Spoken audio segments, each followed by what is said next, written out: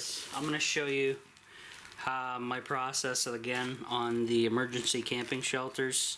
This is the survival blankets that I use for putting on my walls of the tiny house, and they are 8 foot long, and I think they're 8 by 8. They must be, because it doesn't give you the other measurement. So, and actually when I cut them in half, or cut the seam, which I'll show you here, then you'll see exactly the process I go through.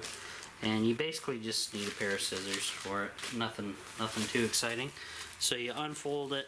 There's your cheap paracord you're supposed to survive with. It's not really paracord. It's okay stuff for till it falls apart on you and rots. But I just save it and I'll use it somewhere else. Not required for this at all. You will need a staple gun. And what I do is I just fold everything out. And when I'm underneath this thing, stapling it to the bottom of the frame, the wood frame of the tiny house, one thing I notice is when it's over my head and I'm underneath stapling, this stuff works, and it works damn good. I literally spend a few minutes underneath stapling sections at a time, and I'm basically I can literally feel the heat from my body hit this stuff, come back, and it's like I'm in a sauna. So if there's any naysayers or doubters out there, but why don't you buy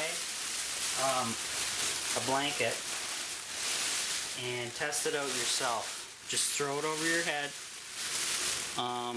you know, Yoda style, Jedi style, and just sit there and feel, and you know, maybe do a little meditation or something. Join a tinfoil cult. It's not tinfoil though, and experience it. So right here, there's a seam. This is a seam that's been sealed right from the factory, right? So what I do is I take my scissors. Hopefully you guys can see what I'm doing. And I follow the seam with my scissors, not cutting really on the seam, but just before it, so you're right on the edge. Use it as a guide, and then once I get into the groove here, I can slide my scissors like so. Well, almost.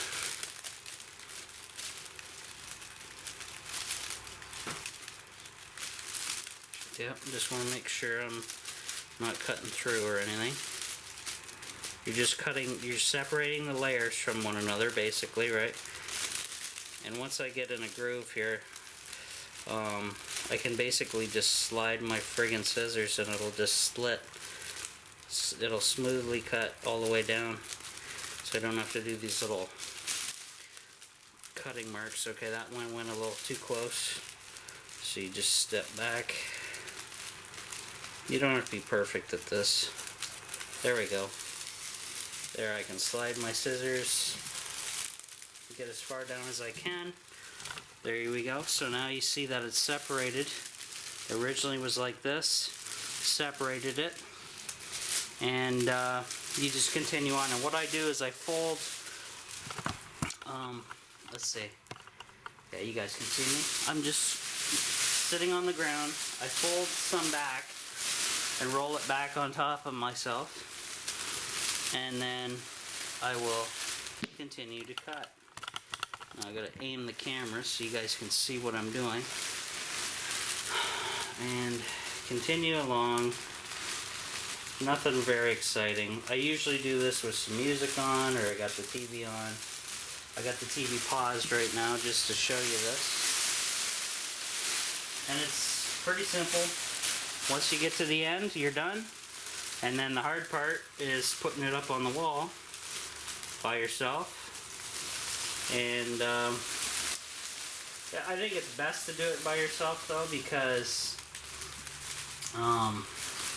unless you got a good partner, and they're not going to end up ripping, tearing, you know, all that stuff. Teamwork without messing up the material, basically. Now I gotta start folding this back some more, because you wanna have it under some tension, so it doesn't start messing up yourself like it was doing me here. You can't really see what I'm doing. Maybe.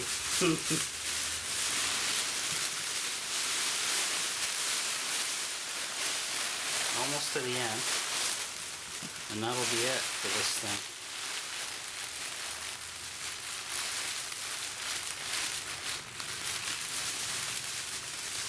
Done. That's all she wrote, guys. And then I can always jump underneath this guy and then make my own sweat lodge, but I don't think I will do that. They do work though, guys, believe me. So make sure you pick some up for yourselves. And if you got maybe a little shed or a project to do, use it on there.